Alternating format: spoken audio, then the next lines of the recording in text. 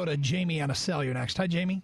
Hey, guys. I'm not so much mad about a show, more lost about the show Lost. It had such a great plot and it's such a deep, deep story, and then it kind of just ended, and you're in this fog going, what the heck was that? Well, you want everything to be tied up neatly, right? Yeah, you just didn't get that closure. You didn't go, okay, yep, this is exactly what happened. This is what this meant the entire time. It still leaves you wondering, wanting more. Well, here's the thing about it, right? You don't want to feel like you wasted your time. You put all this time and effort into, you want everything explained when it's all done. And this is what I'm somewhat fearful with The Walking Dead. What do we want explained? We want explained how this plague started and how they're going to get out of it, the zombie plague. And so, and I don't know if they're going to tie it up neatly at the end.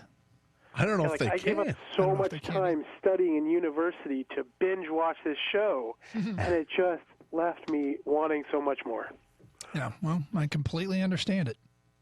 Yeah, you try to think what the end game is of The Walking Dead, and you would think it begins with a cure for what's gone on, but then you've got so many other questions that would have to be answered. Okay, you're going to have to create a new government, and who rules the roost? What goes on? New rules and everything else. Mm-hmm.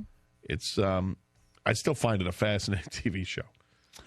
Okay, Al Avila is meeting with the media right now.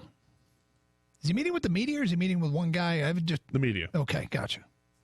So I just noticed Chris McCoskey from the Detroit News, his tweets on it. From Avila, no decision yet on picking up options on K-Rod or Maben. Won't be doing much in free agency, possibly backup catcher, Salty still in the mix, most work through trades. Avila plans to make club younger, leaner, more efficient, says it's going to be a long process. So some of what's coming out right now. Got to get younger, got to do it through trades. K-Rod and Maben, no decision yet. I would think that they would certainly have to pick up K-Rod.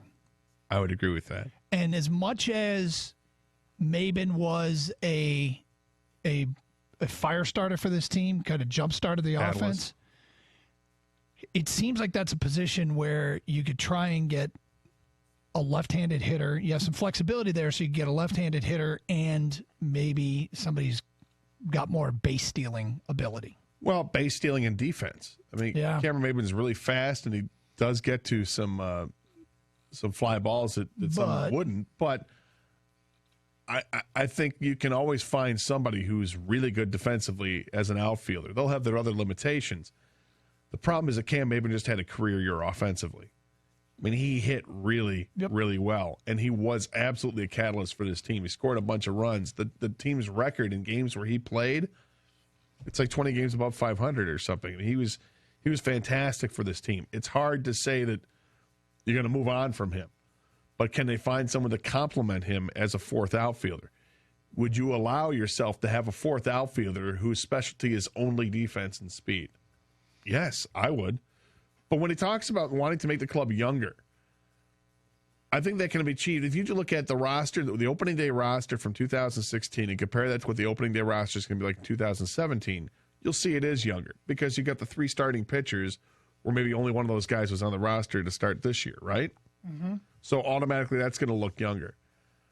If they could find a way to have somebody take a contract for that second year of Pelfrey, good luck. It's not going to happen. Or maybe they just waive Pelfrey. Because that's money that's so not well spent, and it's a roster spot that he doesn't deserve to hang on to. And they've got a couple players like that. They'll find a way to get younger by reducing some of those types of players. Free agency-wise, this is what's going to be interesting. Can they get involved in free agents? It's all up to the owner. If Mr. Ilitch steps up and says, yep, here's a blank check, go get Aroldis Chapman. I don't believe that the Tigers are ever out of free agency. I'm with you on that. I think we've seen too many times where you thought they were done, and then they go out and sign Prince Fielder. You think they're done, and they go out and sign Justin Upton. You think they're done, and they're first in on Zimmerman. They go out and they spend money, and it's because of his direction of what he wants. Well, they've got to be smarter about how they spend the money. So I'm not going to rule them out of free agency, but I think that their moves are going to be limited. When Avila says he's going to make some trades, that's the interesting part. Because if you're talking about trading players, then the tradable commodities on his team become J.D. Martinez, really, and Ian Kinsler, and I suppose you want to put them out there, Miguel Cabrera and Justin Verlander. Those are the guys that are tradable commodities. Well, those are things that other teams would want, for sure. And because, I mean, God bless you, but nobody wants Pelfrey. Nobody's going to take Sanchez's contract without some Jedi mind tricks or you getting a terrible contract back, right? Right. And nobody's going to take on, I can't imagine it would take on Victor Martinez's contract. You might get some nibbles on Justin Upton's contract because of the way he played the last 40 games. You look at his numbers across the board are basically what he's done in his career. My guess is if you're willing to make that kind of commitment financially to a player, you'd probably take somebody who's a safer bet in free agency. You might. But the other thing is they can you pair that with a prospect, and then you can do something like that. I don't think they want to pair anybody with prospects. I think they want to hang on to all the prospects that they have. All right, Gator. We said we'd get to this. This happened last night during Monday Night Football. It was an exchange between Sean McDonough and John Gruden. It was a game that was dragging on, maybe too many penalties, etc. And here's what happened. Looked like he was playing two-hand touch. Gave a little touch on the numbers. It's a hard game to broadcast. Wow. Every play there's a penalty, but first down and 7. If we're looking for reasons why TV ratings are down in the NFL all over the place, this doesn't help. No. The way this game has been officiated is not something anybody wants to watch. David Johnson. First of all, bizarre to hear a broadcaster doing a game saying nobody wants to watch this game. That's weird to hear. And it's funny because that was one of the few. I didn't watch much of the game last night because I was watching a hockey game. Yeah. That's one of the few minutes in time that I actually watched the game. And the first thing they're referencing there, the two-hand touch thing, was on this ridiculous call that went against a receiver that had, they thought, I don't know, pushed in the back and aided the player to get extra yards on it. Terrible call. And at that point, there were, I think, 17 penalties already called in the game. And this was it was halfway through the third quarter, 3 minutes in the third quarter. And Gruden was lamenting about that. But yeah, to hear a play-by-play announcer be that vocal about it, I think you take a step back and you go, wow, well, where are we?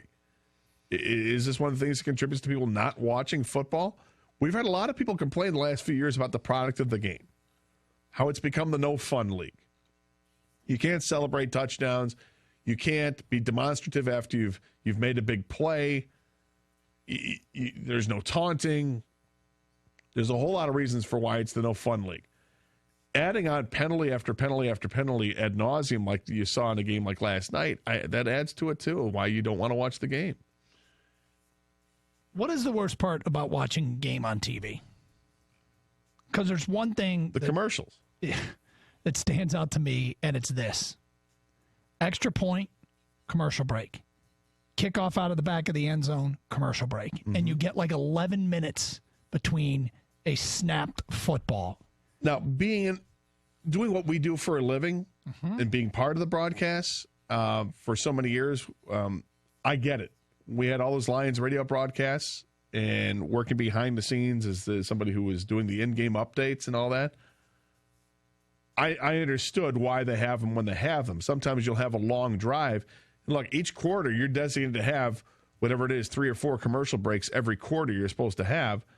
And if you have a long drive to start off the game, you're not sure you're going to get them all in. So that's what they do. Yep. Timeout after the extra point. Happens in the NFL a lot more. It almost never happens in college football.